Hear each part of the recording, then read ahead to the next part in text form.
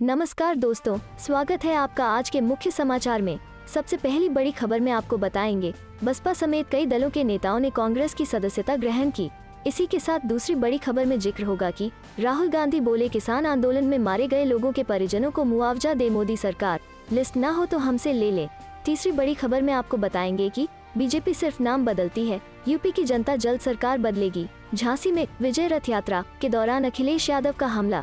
दोस्तों, हर एक खबर की गहराई में आपको ले जाएंगे, लेकिन दोस्तों खबर में आगे बढ़ने से पहले अगर आपको भी ऐसा लगता है कि अब की बार अखिलेश यादव की सरकार और योगी सरकार को लगेगा बड़ा झटका, तो आप अभी इस वीडियो को लाइक कीजिए और इस लाल बटन को दबाकर चैनल को सब्सक्राइब करके घंटी बजाइए और कमेंट में लिखे जय हिंद। बसपा समेत कई दलों के नेताओं ने कांग्रेस की सदस्यता ग्रहण की। जी हाँ दोस्तों, उत्तर प्रदेश के देवरिया, बाराबंकी और सीतापुर जिले के बहुजन समाज पार्टी बसपा समेत विभिन्न दलों के कई नेताओं ने शुक्रवार को यहां कांग्रेस की सदस्यता ग्रहण कर ली। कांग्रेस की उत्तर प्रदेश इकाई के प्रवक्ता संजय सिंह ने शुक्रवार को एक बयान में यह जानकारी दी। उन्होंने कहा कि कांग्रेस महासचिव एवं उत्तर प्रदेश मामलों की पार्टी प्रभारी प्रियंका गांधी वाड्रा से प्रभावित होकर विभिन्न दलों के कई नेता आज यहां प्रदेश कांग्रेस मुख्यालय में कांग्रेस में शामिल हो गए। प्रवक्ता ने बयान में कहा कि जनपद देवरिया के हिंदू युवा वाहिनी के नेता और पूर्व जिला पंचायत सदस्य अनिल चौरसिया, बसपा के जिला प्रभारी आनंद प्रकाश भारती, बसपा के विधानसभा क्षेत्र अध्यक्ष हरिप्रसाद, मछुआरा समिति के नेता पारसनाथ निषाद, बसपा नेता राजेश कुमार मौर्य और समाजवादी पार्टी के नेता अख्तर हुसैन समेत कई नेताओं ने कांग्रेस की सदस्यता ग्रहण की। उन्होंने बताया कि सीतापुर और बाराबंकी जिलों से संबंधित ग्राम प्रधान सुरेश चंद्र चौहान, दिनेश निषाद, कैलाश चौहान, पूर्व जिला पंचायत प्रत्याशी पवन चौहान आदि नेताओं के साथ आए उनके समर्थक कांग्रेस में शामिल हो गए। कांग्रेस के प्रदेश अध्यक्ष अजय कुमार लल्लू ने सदस्यता ग्रहण करने वाले नेताओं का पार्टी में स्वागत करते हुए कहा कि पार्टी प्रियंका गांधी के नेतृत्व में 2022 में राज्य विधानसभा का चुनाव लड़ेगी और कांग्रेस की पूर्ण बहुमत की सरकार बनेगी।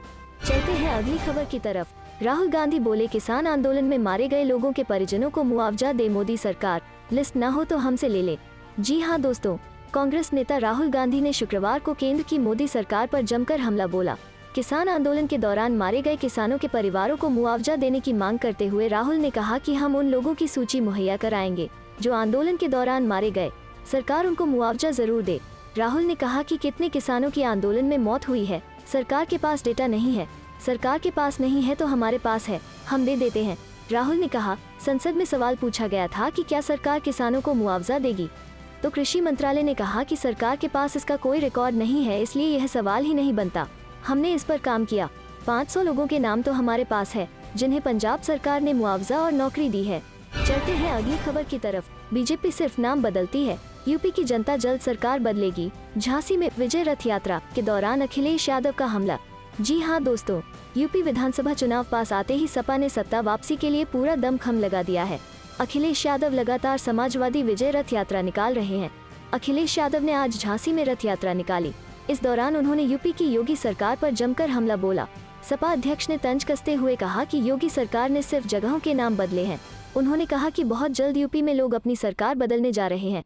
अखिलेश यादव ने बीजेपी सरकार पर तंज कसते हुए कहा कि यूपी में युवाओं, किसानों और व्यापारियों ने योगी सरकार से छुटकारा पाने का फैसला किया है। उन्होंने कहा कि यूपी में समाजवादी पार्टी की सरकार बनने से यहाँ के किसानों को होगा फायदा। अखिलेश यादव ने योगी सरकार को घेरते हुए कहा कि अगर सरकार ने अपना वादा पूरा किया होता तो लॉकडाउन में जनता और नौजवानों को परेशान नहीं होना पड़ता। उन्होंने कहा कि सरकार ने लैपटॉप, मोबाइल देने का वादा किया था। उन्होंने तंज कसते हुए कहा कि ये लोग जनता को लैपटॉप क्यों देंगे। सपा अध्यक्ष ने सीएम योगी पर निशाना साधते हुए कहा कि हमारे बाबा मुख्यमंत्री तो लैपटॉप चलाना ही नहीं जानते, अगर जानते तो उसकी अहमियत को समझते। अखिलेश यादव महिलाओं के खिलाफ अन्याय का मुद्दा उठाया। उन्होंने कहा कि भारत सरकार के आंकड़ों में कम से कम ये बताना चाहिए कि भारत में महिलाओं और बेटियों पर सबसे ज्यादा अन्याय कहाँ होता है। उन्होंने कहा कि फर्जी एनकाउंटर में सबसे ज्यादा नोटिस अगर किसी सरकार को मिले हैं तो वो उत्तर प्रदेश सरकार है। बता दें कि जैसे जैसे चुनाव पास आ रहे हैं वैसे सपा बीजेपी और भी ज्यादा हमलावर होती जा रही है। चुनावी सीजन में जनता तक पहुँचने के लिए सपा विजय रथ यात्रा निकाल रही है। आज अखिलेश यादव की विजय रथ यात्रा झांसी पहुंची। इस दौरान उन्होंने यूपी की योगी सरकार पर जमकर हमला बोला। अखिलेश यादव ने सीएम योगी पर निजी हमला करते हुए कहा कि उन्हें लैपटॉप चलाना नहीं आता, इसीलिए वो इसकी अहमियत नहीं समझते हैं। चलते हैं अगली खबर की तरफ। जयपुर में महारैली की तैयारी में जुटी कांग्रेस, नेताओं ने ली बैठक। जी हाँ दोस्तों, कांग्रेस ने 12 दिसंबर को यहाँ प्रस्तावित महंगाई हटाओ रैली की तैयारियां शुरू कर दी है। मुख्यमंत्री अशोक गहलोत ने शुक्रवार को मंत्रिपरिषद की बैठक में इस रैली को सफल बनाने पर चर्चा की। दिल्ली से आए पार्टी महासचिव केसी वेणुगोपाल व प्रदेश प्रभारी अजय माकन ने भी पदाधिकारियों के साथ बैठक की। कांग्रेस के प्रदेश कार्यालय में पदाधिकारियों की बैठक के बाद माकन ने कहा कि जयपुर में प्रस्तावित रैली में पार्टी के सभी वरिष्ठ नेता व पदाधिकारी भाग लेंगे। उन्होंने कहा, 12 तारीख की रैली में हम पूरी ताकत से शामिल होंगे। पूरे देश से कांग्रेस के वरिष्ठ नेता इसमें शामिल होंगे। हमारा आला कमान, हमारे मुख्यमंत्री, कार्य समिति के सदस्य व सांसदों सहित सभी लोग आएंगे। उल्लेखनीय है कि यह रैली पहले नई दिल्ली में होनी थी, लेकिन वहां मंजूरी नहीं मिलने के बाद इसे जयपुर में रखा गया है। माकन ने केंद्र सरकार पर निशाना साधते हुए कहा, केंद्र में सत्तारूढ़ लोग महंगाई घटाने में विफल रहे हैं। अपने कुछ मित्र पूंजीपतियों को फायदा पहुंचाने के लिए महंगाई को बढ़ाया जा रहा है। माकन ने कहा, अंतर्राष्ट्रीय स्तर पर खुदरा मूल्य कम हो रहे हैं और हमारे देश में ये बढ़ते जा रहे हैं। अंतर्राष्ट्रीय स्तर पर महंगाई कम हो रही है और हमारे देश में बढ़ती जा रही है। उत्पाद शुल्क बढ़ाकर केंद्र सरकार अपने खजाने भरकर लोगों की जेबें खाली कर रही है। केंद्र सरकार द्वारा लोगों की जेबों पर डाका डाला जा रहा है। उसके बारे में लोगों को हम जागरूक करेंगे। बैठक में मुख्यमंत्री अशोक गहलोत, प्रदेशाध्यक्ष गोविंद सिंह डोटासरा, पूर्व उप मुख्यमंत्री सचिन पायलट, पार्टी के पदाधिकारी और विधायक शामिल हुए। इससे पहले मुख्यमंत्री गहलोत की अध्यक्षता में मंत्रिपरिषद की बैठक मुख्यमंत्री निवास में हुई। इसमें भी प्रस्तावित रैली को सफल बनाने पर चर्चा हुई। बैठक के बाद मंत्री प्रताप सिंह खाचरियावास ने कहा कि रैली की तैयारियां शुरू कर दी गई हैं। उन्होंने कहा, 12 दिसंबर को महंगाई हटाओ रैली हो रही है। बड़ा लक्ष्य है। सब मंत्रियों को जिम्मेदारी दी गई है। रैली की तैयारियों का जायजा लेने जयपुर पहुंचे वेणुगोपाल व माकन पहले मुख्यमंत्री गहलोत व डोटासरा के साथ विद्याधर नगर स्टेडियम गए। मुख्यमंत्री गहलोत ने इस रैली के वास्ते जयपुर को चुनने के लिए कांग्रेस अध्यक्ष सोनिया गांधी व पार्टी के पूर्व अध्यक्ष राहुल गांधी का धन्यवाद करते हुए कहा कि पूरे राज्य व देश से इस रैली में लोग आएंगे तथा यह सफल रहेगी। उन्होंने रैली के लिए दिल्ली में अनुमति न मिलने पर केंद्र सरकार पर निशाना साधा और कहा कि आने वाले समय में जनता उसके घमंड को तोड़ देगी। चलते हैं अगली खबर की तरफ। राकेश टिकैत ने दिया नया नारा, एमएसपी अभी नहीं तो कभी नहीं। जी हाँ दोस्तों, नरेंद्र मोदी सरकार के कृषि कानूनों के खिलाफ और एमएसपी पर कानून की मांग को लेकर किसान पिछले 1 साल से प्रदर्शन कर रहे हैं। प्रधानमंत्री नरेंद्र मोदी ने 19 नवंबर को तीनों कृषि कानूनों को वापस लेने की घोषणा की थी। संसद ने इन कृषि कानूनों को वापस लेने का बिल पास भी कर दिया है। उसके बाद से ही किसान आंदोलन को लेकर तरह तरह की बातें की जा रही हैं। एबीपी गंगा ने किसान नेता राकेश टिकैत से गाजीपुर बॉर्डर पर बातचीत की। इस दौरान उन्होंने कहा कि आंदोलन अब मजबूत होगा। हमारा नारा है, एमएसपी अभी नहीं तो कभी नहीं। भारतीय किसान यूनियन के नेता राकेश टिकैत ने कहा कि कोई किसान कहीं नहीं जा रहा है। आंदोलन में अब भीड़ बढ़ने लगी है। अपने अपने बॉर्डर मजबूत किए जा रहे हैं। इस किसान नेता ने कहा कि कल और तस्वीर साफ हो जाएगी कि आंदोलन आगे कैसे चलेगा। उन्होंने कहा कि सरकार को यह लग रहा है कि आंदोलन समाप्त हो रहा है, लेकिन आंदोलन अभी समाप्त नहीं हो रहा है। उन्होंने कहा कि जिसकी बात कही जा रही थी पंजाब के लोग जा रहे हैं, कोई कहीं नहीं जा रहा है। किसान नेता ने कहा कि सरकार को टेबल पर बैठकर बातचीत करनी चाहिए। उन्होंने कहा कि 1 साल का आंदोलन यह समाप्त हो गया। कई किसानों ने अपनी फसल भी नहीं काटी, इसका इतनी जल्दी हिसाब कैसे हो जाएगा। उन्होंने कहा कि अभी तो असली लड़ाई आंदोलन का प्लेटफॉर्म तैयार करने की है। उन्होंने कहा कि किसान नए नारे के साथ चल रहे हैं। किसानों की शहादत हुई है, सरकार उसका आंकड़ा हमसे पूछ रही है। उन्होंने कहा कि सरकार को किसानों की शहादत का आंकड़ा अपने अपने थानों में जाकर पता करवाना चाहिए। उन्होंने कहा कि अगर न्यूनतम समर्थन मूल्य एमएसपी से घाटा है तो सरकार उसका लाभ और हानि बताए। चलते हैं अगली खबर की तरफ। उत्तराखंड चुनाव 2022। 16 दिसंबर को देहरादून पहुंचेंगे राहुल गांधी, जनसभा को करेंगे संबोधित। जी हां दोस्तों, भाजपा की ओर से 4 दिसंबर को राजधानी में प्रधानमंत्री नरेंद्र मोदी की रैली के जवाब में कांग्रेस ने भी राहुल गांधी की रैली कराने की तैयारी कर ली है।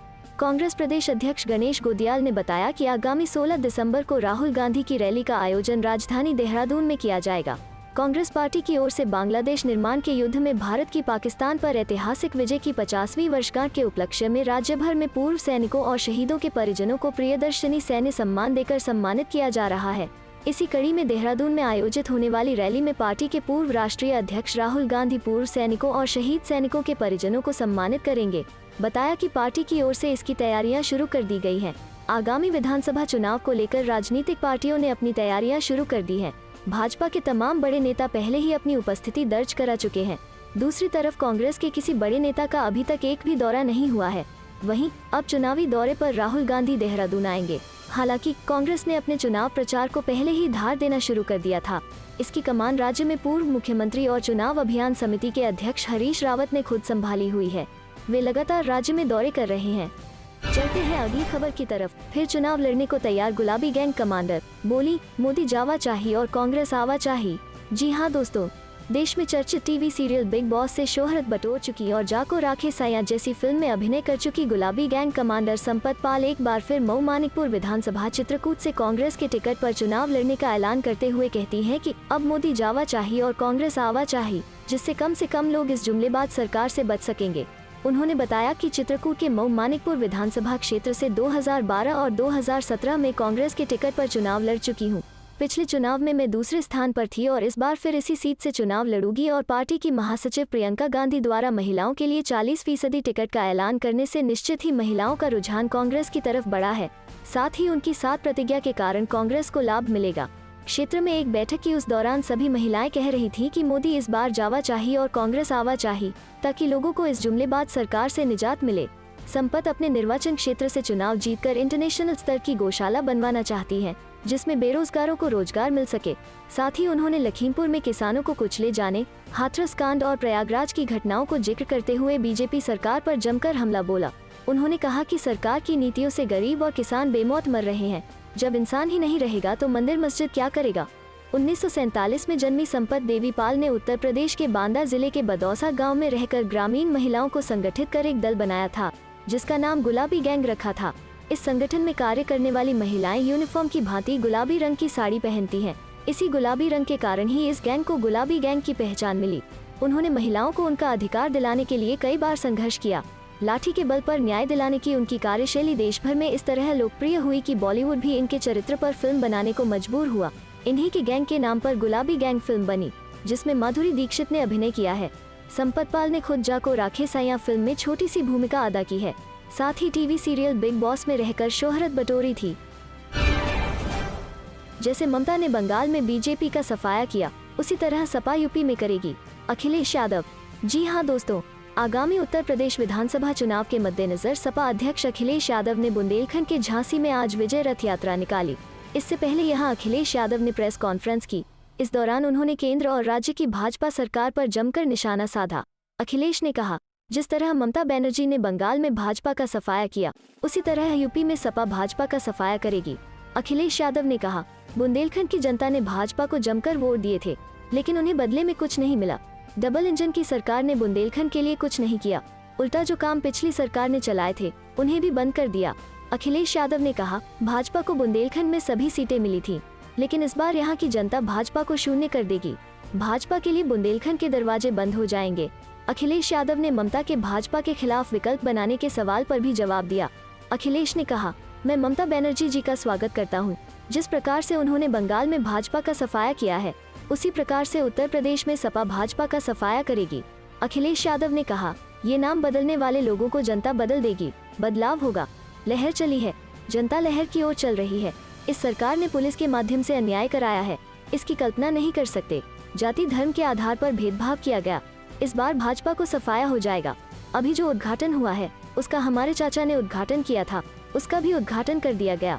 सपा की सरकार आने पर पानी की व्यवस्था करेंगे, ताकि यहाँ के किसान 2 फसलों का लाभ ले सकेंगे। चलते हैं अगली खबर की तरफ। प्रधानमंत्री बताएं कि अजय मिश्रा की बर्खास्तगी कब होगी और एमएसपी पर कानून कब आएगा। राहुल।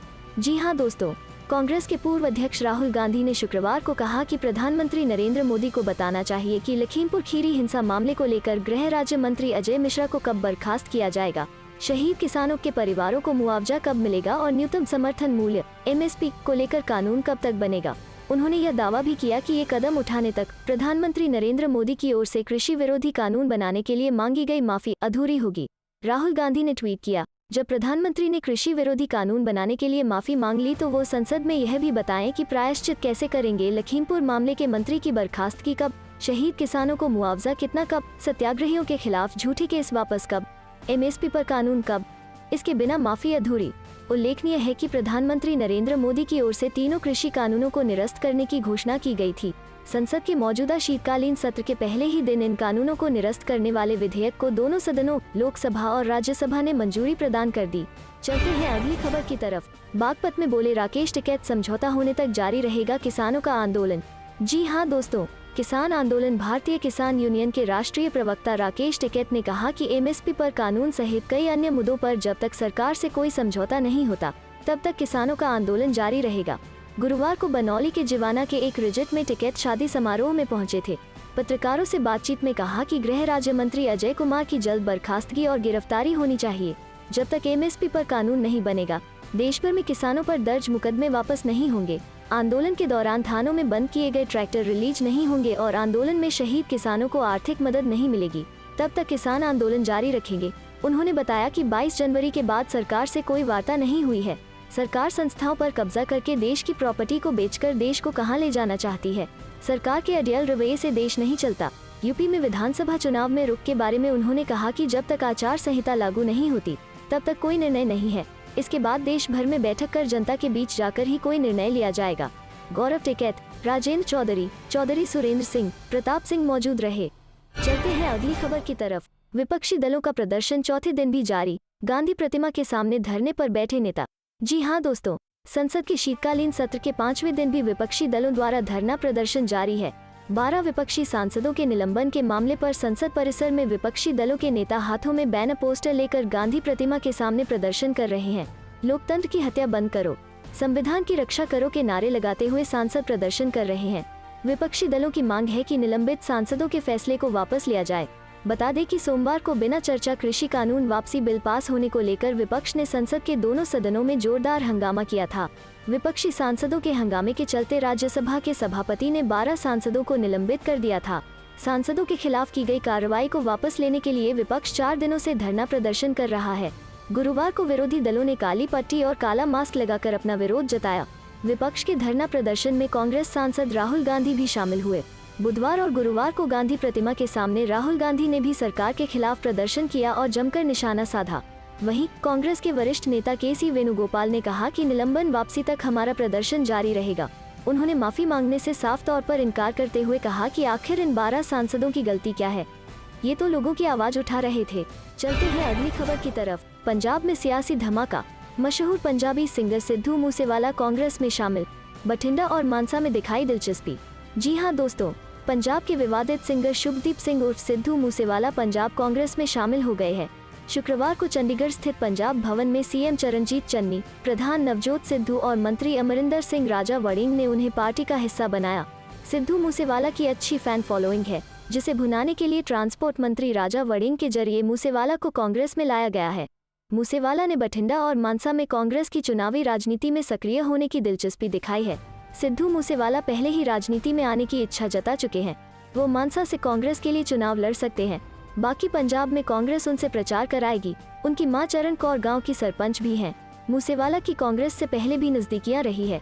हालांकि उन्हें कोई सियासी तजुर्बा नहीं, लेकिन मूसेवाला की पंजाब और खास तौर पर मालवा में अच्छी पकड़ है। सारी दुनिया में पंजाबियों का नाम रोशन किया। 4 साल बाद जिंदगी में नया कदम ले रहा, नई दुनिया की शुरुआत कर रहा हूँ।